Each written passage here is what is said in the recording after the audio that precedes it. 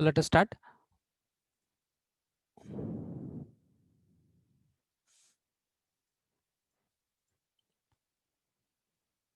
So here we have the concept object orientation, as we have gone with. And last class we have seen many concepts on three models, that is class model. We studied what is a links, what is an association, what is the meaning of a multiplicity. Then we have studied even what are association ends. So all these concepts are related to these concepts of link association, association concepts. So under association concepts till here we have finished. So we just have to, and also one more thing we have seen, what is navigation of class model. In one of the method I have just spoke on this topic. So that is what is the traversal from one class to the another class, how it is being achieved in the case of a class modeling. That is called a navigation of a class model.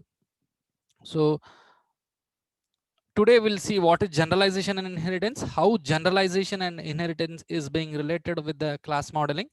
And before that, you should be aware what is class modeling, because see, there are three types of models: class models, state models, interaction models, into which we are dealing with only the class modeling. So all are aware of it. Our syllabus is only restricted with the class modeling, right? So in that we have studied what is object, what is a class, right? So what are links, what are associations? I'm just having the recap of it. We have seen class modeling, the type of representation of a class model, its attributes, its operations, examples on class modeling, and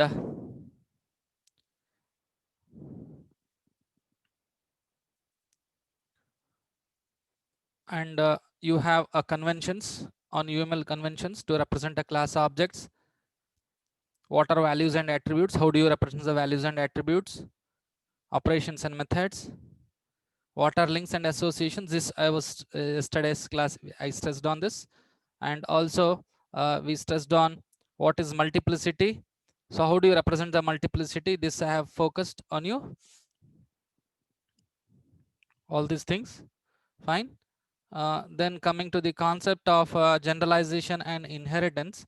So association and multiplicity, how do you represent association and multiplicity? That is analysis of the association. Association basically a relationship between the classes. How do you represent this with respect to the multiplicity? We have seen, and we have seen what are links. How do you label the associations? Then coming to the different examples we have seen over here.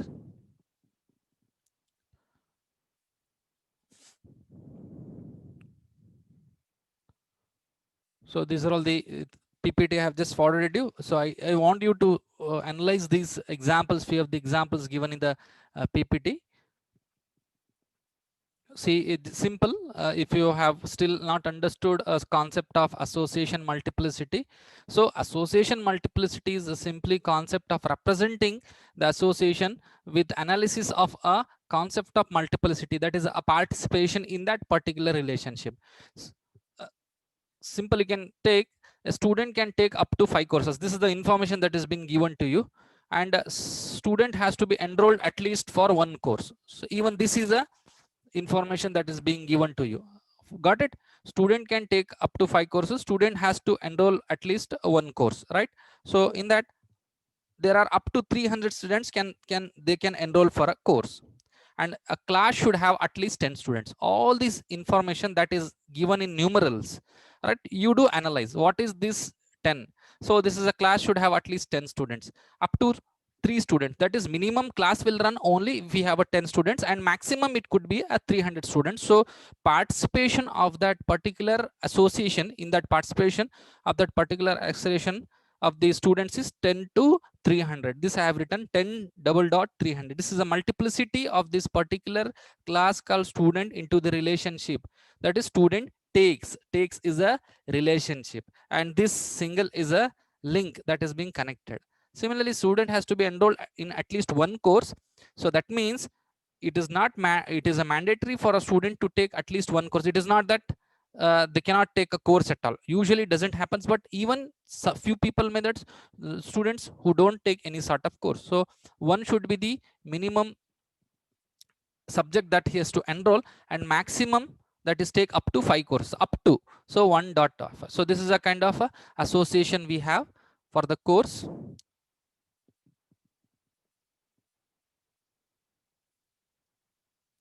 So next we have, so navigation. Last class I just told you we have seen association ends also. So once again, if you have not followed, just I said navigation could be anything. So it could be unidirectional, bidirectional, or unspecified.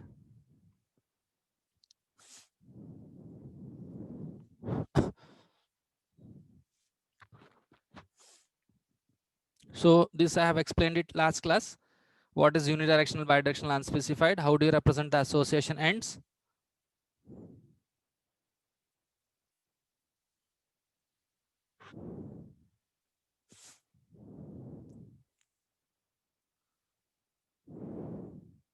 So this is also one of the navigation. So navigation basically it represents the total sorts of relationship between the different classes. For example, student is a class, semester, instructor, class, section, course, department. So how do you relate this in forms of association? So student to a semester is relations is registered for. Student to the class section is takes. Instruction to the class section is a teachers. So instruction works for a instructor works for a department. Same as if like you do represent, but here you could see how does this relationship flows. So this is a direction that has been given. Student takes a course. It is not that class section takes students, right? So relationship flows. So class section will be run by the students, right? The class section is held during the semester. It is the way how do you read the relationship, that is an association between the two classes, that is being represented by the symbol or greater than symbol. You could see here that is movement of this relationship. How does it moves? In which direction it does move, right? So next, so associations. So name of association, this is a role name. See, role name is also, what is the difference between role name and association end names? Almost they are one and the same, association end names and role names. So we have given another name, that is what is the role of this particular class at this end. Got it? This name of a staff member. Staff member is a usually an instructor who teaches. So we can write the role name at the end of this association. So this you can see, right? So, and the multiplicity, all of you know it. What is multiplicity? And also the many examples over here. Okay.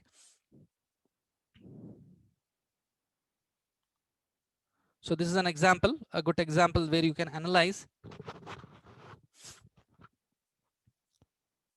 one of the association regarding attributes and the operations. Car is a class, person is a class. These are all the attributes of a car. These are the attributes of a person. How do you relate a relation between a class called car and person?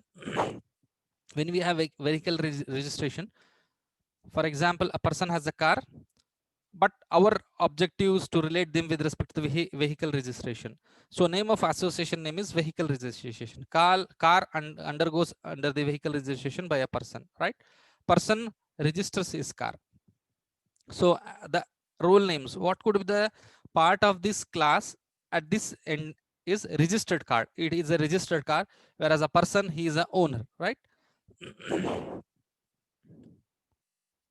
So this is a brief up of the how do you represent, right? The role names, employee, employer. How do you represent the multiplicity? One person may own multiple company. Many company may be owned by the one or more person. At most one person should be there. So here an example. So how exactly one means you represent by one. Zero or more with zero dot star. One or more means one dot star. So all these tables represents. So once again I stress, I have forwarded this PPT onto the Google Classroom, and also the forwarded the class notes in module 2. Main intention is you just have to go through this PPT and the um, PDF for second IA. So we had kept only model 2 for first IA. So we will keep both models, that is model 2 and 3 for IA2. So because that covers CO2 and CO3 course objectives. So next, these are all also one of the concept of qualified association, though actually you could not say what is qualified association, but it does come under the association concepts. So let me just wind up fast.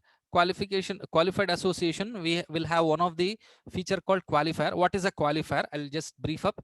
Qualifier is an attribute or set of attributes. Remember, qualifier is not just an attribute, it is a set of attributes which has a unique value for each object in the class. Okay.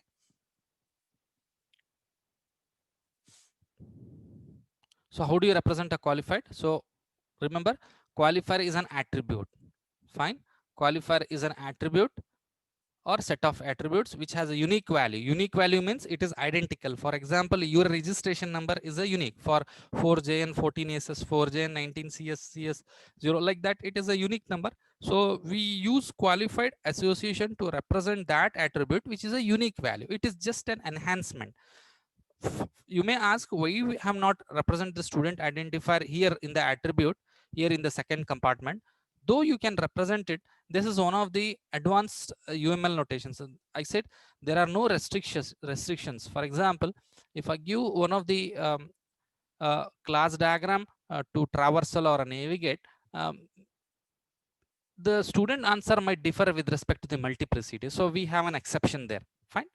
So this is a qualified association. We have a registration systems connected with the one of the qualifier. Okay. So what is the qualifier? Remember, we have student qualifier here also. We have student qualifier here also. Fine. Student identifier is a attribute. Student identifier is a attribute.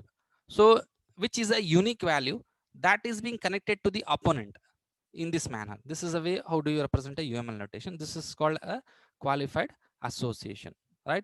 So you could see what is a qualifier. Product is a qualifier, right? Here the student identifier is a qualifier. It is an attribute that belongs to student. Remember, student identifier is a one of the attribute or set of attributes. So here it is a one attribute that has been related to the student. Fine. Here one of the best example for qualification and non-qualification. Qualified, what is qualified association? Relation to be a qualifier, only that attributes which is unique could be a qualified, whereas an attribute which is not qualified cannot be a qualified association or qualified attribute. For example, you can see here bank account number. Account number is a qualified attribute. Fine. This is not qualified in the sense it represents UML notation, but ultimately this is not the part of the qualified association. I do eliminate this attribute and I'll add up to the bank. Fine. Some of the other examples you can go through the PPT. So as I said, this is the last session on the concepts, and you just have to move up.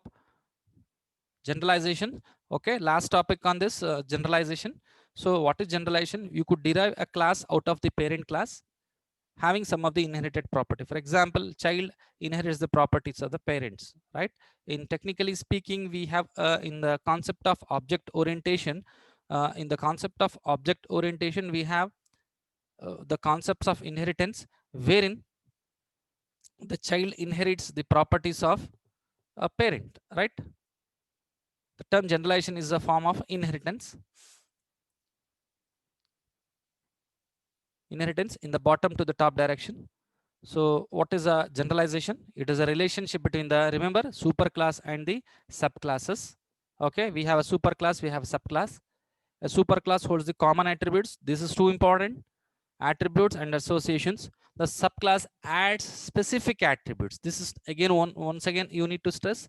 So superclass holds the attributes, the common attributes, whereas the subclass adds these specific attributes, operations and associations, and they inherit the features of their subclass. Okay. Generalization is called a relationship. is a relationship.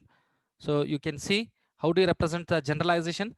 This is a symbol for generalization, all of you. This is a symbol for generalization. Okay. Circle is a subclass of a main class called shape. It is called superclass. This is called subclass. And this relationship is called as generalization relationship. So in technically speaking, this is called abstract class. Okay. What is an abstract here? Abstract is a tagged value that indicates that the class is abstract. Name of an abstract should be always in italicized. So you could see the italic in shape. This name of a abstract has to italize. So some more example. So attributes, subclass inherits from its superclass. It do have attributes operations relationship. Subclass may add attributes and operations.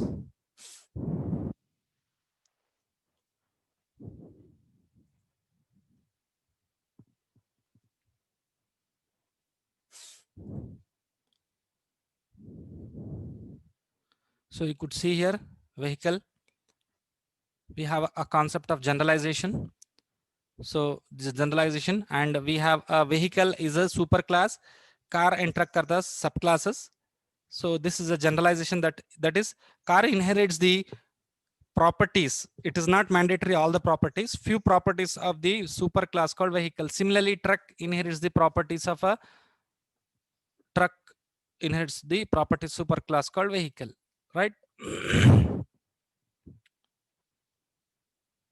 So same few examples on generalization. So generalization usually connects a subclass to its superclass. Definitely, it denotes. So here, a very simple example you could say, as a student, he belongs to one of the class called person, right? So in this case, student is a subclass belonging to a superclass called person, right? Similarly, I can have one more attribute, student, person who is not a student. He is also a subclass of a class called person, right? So this is also one of the best example to differentiate between a person and student. How do you differentiate between the class, between the two classes, person and the student, with respect to the abstraction? Same example, we have the examples being given here.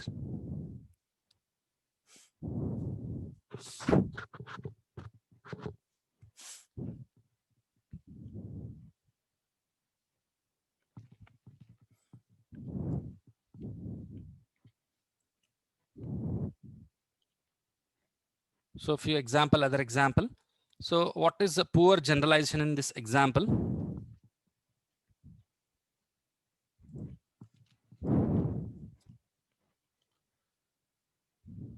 See, why it is being given poor generalization. I don't say that arm, leg, head are the subclass of this class called person. The analysis is different. You cannot directly connect a class called person with one of the subclass called arm, leg, head.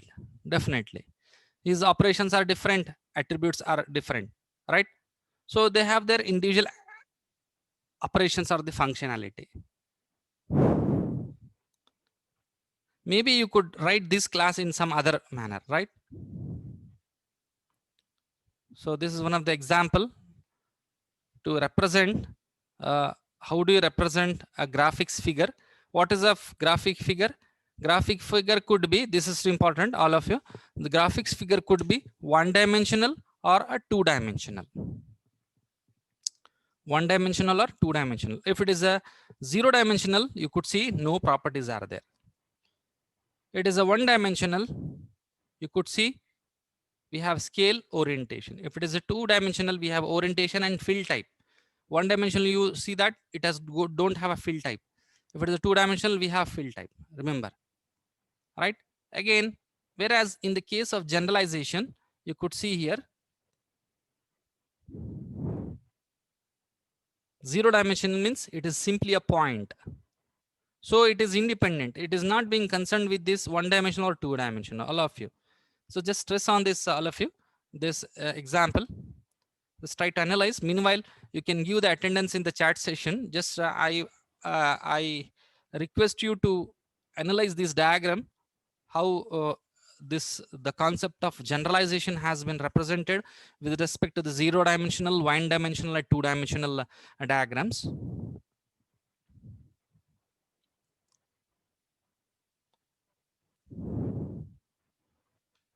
The point is no more concerned with the 1-dimensional or 2-dimensional, which inherits the properties of the superclass called figure. It is also figure. You cannot say dot is a figure. Is it or not? So point is not a it is not belongs to the superclass called figure. Hence we have written differently.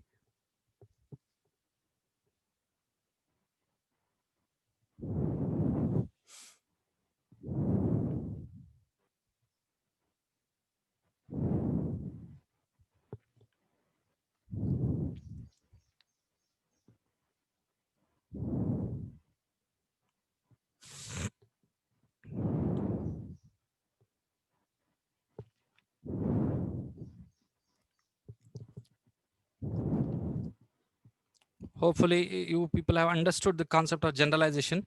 Line Rx plane. So these are all 1-dimensional diagram. 2-dimensional polygon circle is a 2-dimensional. So based on this, they have their own operations and they have their own attributes.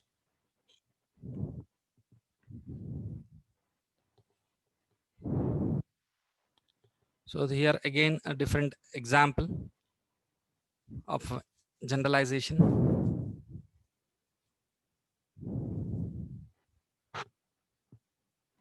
Here you could analyze person is a class, student is a class, employee is a class.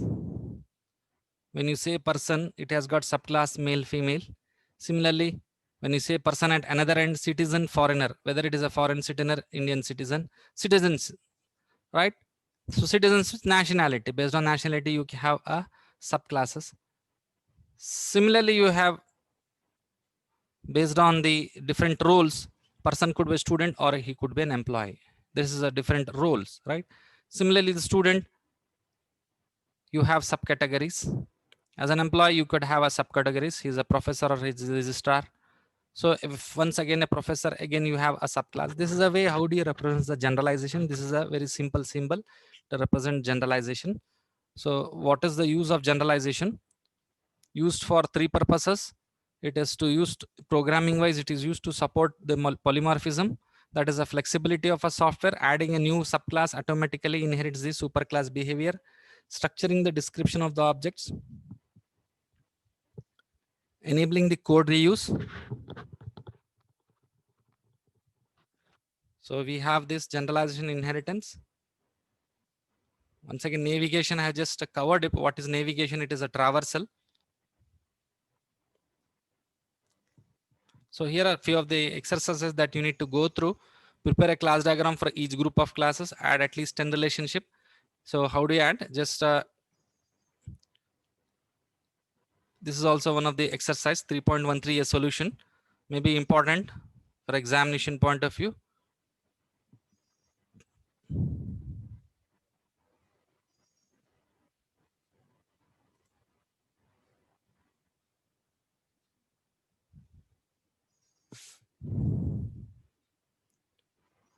Okay, all of you, those who have not given the attendance, can give the attendance on the chat session. I request you to give attendance on the chat session, those who have not given it. And I would like to solve these exercises starting from over here, like in the sense writing a class diagram. Here we had few of the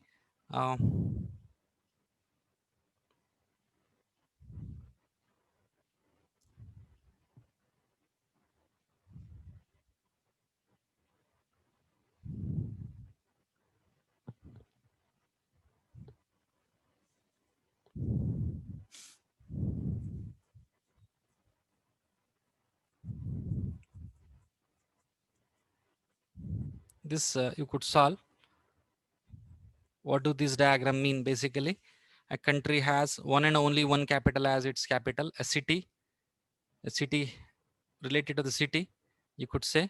But you remember there is a one puzzle that is a there is a country which has got no capital, that itself is a capital. In that case, the multiplicity changes.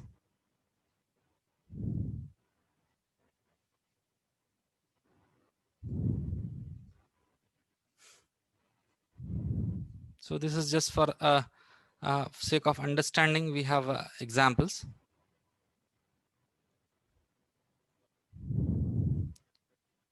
So if you have any doubts, you can post it in the group. So I've forwarded these notes in the Google Classroom PPT also. Even in the WhatsApp group, I have just forwarded yesterday these module 2 notes.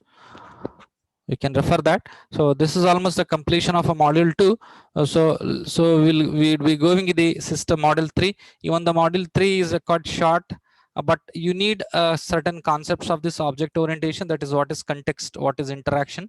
So it is a continuation from this, but not from that book. So that is important that you have to remember.